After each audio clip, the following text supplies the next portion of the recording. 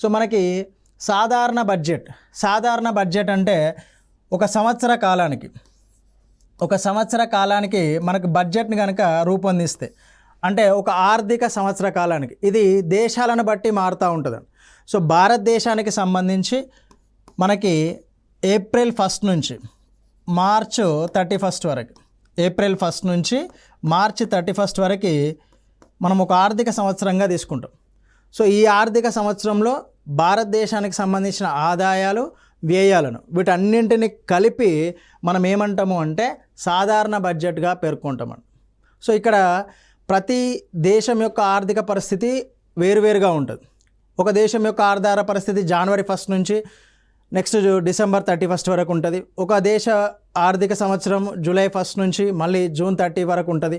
So ఒక్కొక్క దేశానికి ఒక్కొక్కలాగా ఉంటుంది.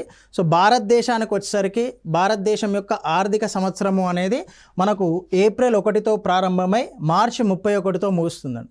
సో ఈ కాలంలో మనము ప్రవేశపెట్టిన, అంటే మనకు రావాల్సిన ఆదాయ వ్యయాలను సాధారణ బడ్జెట్గా పేర్కొనడం జరుగుతుంది.